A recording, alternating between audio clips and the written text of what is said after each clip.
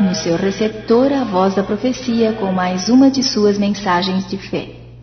Nas horas escuras da vida temos uma fonte de eficaz ajuda, um amigo que consola, que dá fortaleza, que infunde esperança. Hoje concluiremos a nossa série de estudos sobre temas escatológicos, que tem a ver com o fim, discorrendo sobre o que acontecerá depois da segunda vinda de Cristo. Ao voltar Jesus, os filhos de Deus serão levados para o céu, o lugar da habitação de Deus. O Salvador retornou ao céu a fim de lhes preparar lugar. Na casa de meu Pai, disse ele, há muitas moradas. Se assim não fora, eu vou-lhe teria dito, pois vou preparar-vos lugar. São João 14, versículo 2. Jesus prossegue, quando eu for e vos preparar lugar, voltarei e vos receberei para mim mesmo, para que onde eu estou, estejais vós também. Versículo 3. Para essa reunião com Cristo, os justos mortos serão ressuscitados, os justos vivos serão transformados e todos serão conduzidos para o céu. Que acontecerá aos ímpios? Os que estiverem vivos serão aniquilados pelo esplendor da manifestação de Cristo. Como escreveu São Paulo, então será de fato revelado o iníquo, a quem o Senhor Jesus matará com o sopro de sua boca e o destruirá pela manifestação de sua vinda. Segundo aos Tessalonicenses 2, versículo 8. O mesmo encontramos nos últimos versículos do 19º capítulo do Apocalipse. Os ímpios vivos no dia da volta do Senhor serão mortos. Por outro lado, os ímpios mortos não ressuscitarão. O Senhor Jesus Cristo falou de duas ressurreições, a ressurreição da vida para os justos e a ressurreição da condenação para os ímpios. São João 5, 28 e 29. Elas não serão simultâneas, não ocorrerão ao mesmo tempo. A ressurreição dos justos virá quando Jesus voltar. A ressurreição dos ímpios dar-se-á 1000 anos depois. A Escritura diz, bem-aventurado e santo é aquele que tem parte na primeira ressurreição, que ocorrerá quando Jesus voltar. Apocalipse 20, versículo 6. Os restantes dos mortos, os ímpios, não reviveram até que se completassem os 1000 anos. Versículo 5. Assim todos os ímpios jazerão mortos na terra, em seguida à volta do Senhor. As Escrituras falam que Satanás vai ser preso, e é a partir desses acontecimentos que sua prisão vai começar. Lemos Apocalipse 20, então vi descer do céu um anjo, tinha na mão a chave do abismo e uma grande corrente. Ele segurou o dragão, a antiga serpente, que é o diabo, Satanás, e o prendeu por 1000 anos. Lançou-o no abismo, fechou-o e pôs selo sobre ele, para que não mais enganasse as nações até se completarem os 1000 anos. Depois disto é necessário que ele seja solto pouco tempo. Versículos 1 a 3. Esse período da prisão do diabo é comumente chamado milênio.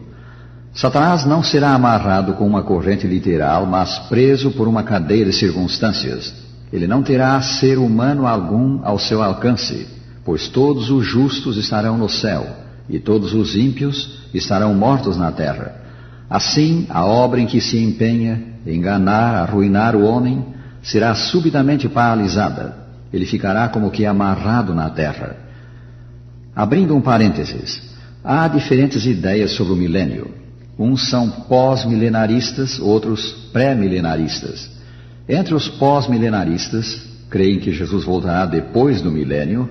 Há os que interpretam os 1000 anos como simbolizando toda a história da Igreja, desde a primeira até a segunda vindas de Cristo. Nesse tempo, assim creem os adeptos dessa interpretação, a Igreja conquistará o mundo para Deus. Outros creem que o milênio representa efetivamente um período de 1000 anos que termina com a volta do Senhor e em que haverá paz e prosperidade na terra. Mas a ideia de que o mundo vai melhorar antes da volta de Cristo não é bíblica. O que o Santo Livro ensina é que as condições prevalecentes na terra se agravarão mais e mais, até a intervenção de Deus mediante a volta de seu Filho em poder e glória. Sabe, porém, isso escreveu São Paulo, nos últimos dias sobrevirão tempos difíceis, pois os homens serão egoístas, blasfemadores, desobedientes aos pais, desafeiçoados e implacáveis. 2 Timóteo 3, 1 a 5. Mas os homens perversos irão de mal a pior, enganando e sendo enganados. Versículo 13. Um dos sinais do fim que Jesus mesmo deu é a multiplicação da iniquidade. São Mateus 24, 12. O Salvador comparou também os dias finais que precederiam a sua volta aos dias de Noé e aos de Ló. Em ambos esses casos não houve melhora de condição, não houve volta a Deus. Os homens continuaram os seus maus caminhos até que veio o dilúvio e destruiu a todos, até que choveu do céu fogo e enxofre e destruiu a todos. Jesus previne: assim será no dia em que o Filho do Homem se manifestar. São Lucas 17, 26 a 30. Todas essas predições indicam a agravação do mal, não melhora das condições do mundo. A ideia de um reino milenar de Cristo sobre a terra logo após a sua volta, de igual modo, não é bíblica. Como vimos, quando o Senhor voltar, Ele virá buscar os seus filhos para as moradas que lhes foi preparar na casa de seu Pai, no céu. São João 14, 1 a 3. Ao voltar Cristo, pois, os justos serão levados para o céu, e os ímpios jazerão mortos na terra. Não haverá um reino messiânico aqui, imediatamente após a segunda vinda de Jesus. Durante os 1000 anos, os salvos estarão com Cristo no céu e se ocuparão do julgamento dos ímpios. O apóstolo João diz, falando do milênio: vi também tronos e nestes sentaram-se aqueles aos quais foi dada a autoridade de julgar. Apocalipse 20, versículo 4. Noutra parte lemos, palavras do apóstolo Paulo: ou não sabeis que os santos hão de julgar o mundo? Mas, não sabeis que havemos de julgar os próprios anjos, os anjos caídos? 1 Coríntios 6, 2 e 3.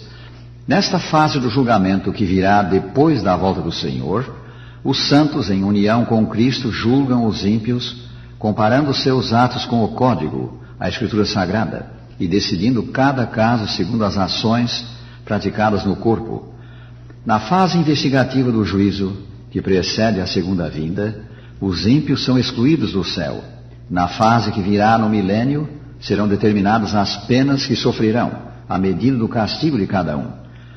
Por que a participação dos salvos nessa fase do julgamento? Para que vejam a justiça de Deus em condenar o ímpio. Muita mãe que lá entrar, não verá entre os remidos um filho ou filha muito amados. Estrelas de grande brilho na igreja aqui não vão aparecer lá. Por outro lado, pessoas que não esperávamos ver no céu estarão entre os salvos. O exame dos registros celestiais tornará patente a justiça de Deus. E todos, anjos e salvos e seres não caídos de outros mundos, sim, os próprios ímpios, dirão por fim: justos e verdadeiros são os teus caminhos, ó Rei das nações. Os teus atos de justiça se fizeram manifestos. Apocalipse 15, 13 e 4. Findos os 1000 anos, Jesus virá para a terra com a Jerusalém celestial e com os salvos. Vi também a cidade santa, a nova Jerusalém, escreveu São João, que descia do céu da parte de Deus, ataviada como noiva adornada para o seu esposo. Apocalipse 21, versículo 2. Então os ímpios ressuscitarão. Os restantes dos mortos não reviveram até que se completassem os 1000 anos. Apocalipse 20, 5. A ressurreição dos ímpios assinalará o fim da prisão de Satanás, que prontamente recomeçará sua obra, dessa vez movendo as vastas hostes em rebelião contra Deus a um ataque à cidade santa.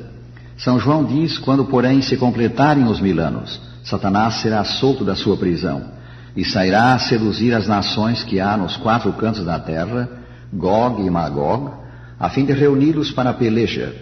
Marcharam então pela superfície da terra e sitiaram o acampamento dos santos e a cidade querida. Apocalipse 20, 7 a 9. Nesse ataque a Jerusalém celeste, a raça humana inteira, pela primeira e última vez, estará toda reunida, os justos dentro da cidade, os ímpios fora dela. Que dramático momento! Mas que acontecerá então? O vidente responde, versículo 9: desceu, porém, fogo do céu e os consumiu os ímpios. Baixa assim a cortina de Deus e fim do triste drama do pecado. A escura noite do mal terá passado para sempre. O mesmo fogo que destruirá os ímpios e os anjos rebeldes purificará a terra. Dos escombros de um mundo que o pecado arruinou, surge então uma nova terra em que habita a justiça. 2 São Pedro 3, versículo 13. Nela os remidos de Deus viverão pelos séculos sem fim da eternidade. Estarás entre eles, rádio ouvinte? Deus quer que estejas. Ele deseja que todos os homens sejam salvos. 1 Timóteo 2,4.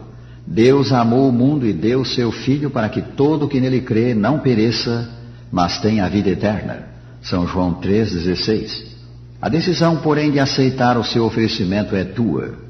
Aceita-o, crendo no Salvador que nos deu e recebendo-o no coração.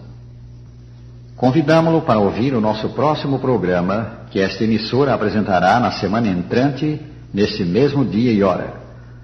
Por despedida, deixamos com o prezado ouvinte as palavras de São Paulo, Efésios 6:24. A graça seja com todos os que amam sinceramente a nosso Senhor Jesus Cristo.